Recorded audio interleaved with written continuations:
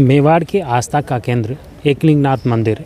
एकलिंगनाथ मंदिर में 13 अगस्त को एक घटना होती है। उसमें मुख्य रूप से एक अधिवक्ता और एक न्यायाधीश जैसे ही दर्शन करने जाते हैं, उस दौरान कथित तौर पर उस मंदिर में सुरक्षा गार्ड से बहस हो जाती है, तकरार होती है और विवाद इतना बढ़ जाता है कि मामला सुखेर पुलिस थाना तक पहुंचता है। इसमें अधिवक्ता के साथ में जो बदसलूकी हुई, इसको लेकर बार एसोसिएशन नाथद्वारा ने भी कार्य बहिष्कार का ऐलान कर दिया है। एडवोकेट नाथद्वारा बार एसोसिएशन की साधारण सभा में मुझे संघर्ष समिति का अध्यक्ष नियुक्त किया गया है। तदनुसार ही हमारे साथी अधिवक्ता श्री RP पालीवाल एकलन जी भगवान के वहाँ दर्शन करने गए थे। वहाँ के गार्डों द्वारा इनके साथ अमर्यादित व्यवहार किया गया, इनके साथ गाली गलौज की गई, मारपीट की गई। इनके साथ कोई जज साहब भी थे, उनके साथ भी कोई ऐसा किया गया।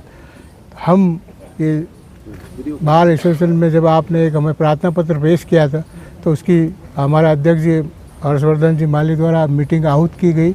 मीटिंग में हमने सर्वसम्मति से निर्णय लिया गया है कि जब तक उन गार्डों को गिरफ्तार कर उन पर कार्रवाई नहीं की जाए, जब तक हम न्यायिक कार्यों का बहिष्कार करेंगे। उसी संदर्भ में हमने आज से न्यायिक कार्यों का बहिष्कार कर दिया गया है। नाथद्वारा बार में साथी अधिवक्ता सदस्य अधिवक्ता RP जी के साथ जो मंदिर में गार्डों द्वारा दुर्व्यवहार किया गया, उस संबंध में एप्लीकेशन आई और समस्त बार के सम्मानित सदस्य हैं, बार ने सामान्य सभा की सभा बुलाकर जो गार्डों द्वारा जो इस प्रकार से जो वीडियो पूर्व में चल रहे थे मारपीट की, जिस प्रकार से निंदा करती है बार, और इस संबंध में दोषी गार्डों के खिलाफ आवश्यक कार्रवाई के लिए संबंधित पुलिस अधीक्षक महोदय और संबंधित विभागों में हमारे जो और अन्य बारों में इस संबंध में लिखा गया है कि एक अधिवक्ता के साथ जो अच्छे पैसे से आता है, उसके साथ इस तरह से मारपीट करना गलत है और इसके विरोध स्वरूप हमने अधिवक्ता न्यायिक कार्यों में हिस्सा नहीं ले रहे हैं। तो इस पर हम अगली मंगलवार को जनरल हाउस ऑफिस आउट करके इस संबंध में और आगे के अपडेट लेंगे। इस बहिष्कार क्या पूरा नाथद्वारा में ही है या इस संबंध में हमने समस्त आसपास के बारों में हमने सहयोग मांगा है। इस संबंध में लेटर जारी किए हैं ताकि इस प्रकार से, क्योंकि अधिवक्ता संगठन एक बुद्धिजीवी वर्ग में आता है और समाज में एक प्रतिष्ठित वर्ग क्षेत्र श्रेणी में आते हैं, तो इस संबंध में हमारे जो संबंधित बार हैं आसपास की, उनमें इस संबंध पे लिखा है कि एक अधिवक्ता के साथ एक गार्डों द्वारा जो किया गया कृत्य, जो इस संबंध में हमारा साथी अधिवक्ता ने जो बार से सहयोग मांगा है कि मेरे साथ इस प्रकार से घटना हुई है, उसमें बार के सहयोग, तो हम इनके साथ जो घटना हुई वो गलत हुई है।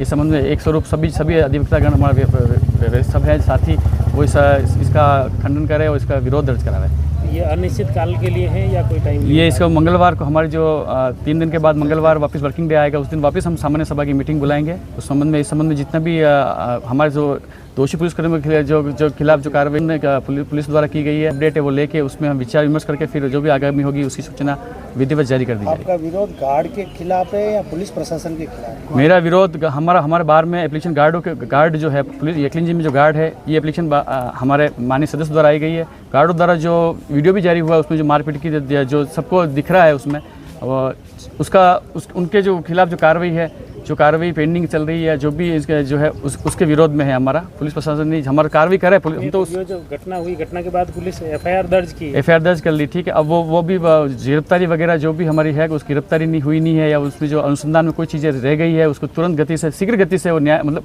निष्पक्ष जाँच और शीघ्र न्याय कर दे, ताकि ये गतिरोध टूटे, लोगों में मैसेज आए कि ये कार्रवाई पुलिस द्वारा या द्वारा निष्पादन कर दी गई है, जिससे हम संतुष्ट हो सके भी हाँ ये कार्रवाई माकूल हो चुकी है और मैसेज आएगा जनता में कि सही समय पे न्याय मतलब पुलिस ने कार्रवाई कर ली है। पालीवाल एडवोकेट दिनांक 13 अगस्त 2024 को दिन के 12 से 12:30 के करीब मेरे ससुर जी ने मेरे पुत्र के लिए अभिषेक का प्रोग्राम रखवाया था। इवन उन सब मंदिर वालों के लिए खाना वगैरह का प्रोग्राम भी मेरे ससुर जी ने किया था। तो मैं मंदिर में उस अभिषेक प्रोग्राम के लिए जा रहा था, वहाँ मेरे जज साहब भी मिले। तो जज साहब ने कहा कि अभिषेक के प्रोग्राम में मैं भी शामिल हो सकता हूँ क्या? मैंने कहा बिल्कुल आप इन्वाइटेड हैं। इसके बाद जब हम अभिषेक के लिए अंदर की ओर जा रहे थे और हम बिल्कुल अपनी लाइन में चल रहे थे, ना हमारे पास हाथों में कोई मोबाइल था, हमारे हाथ में फूल मालाएँ थी, जज साहब के एक हाथ में गुड़िया थी और एक हाथ में फूल माला थे। इतने में वहाँ पे एक गार्ड खड़ा था जिसका नाम स्वरूप सिंह था।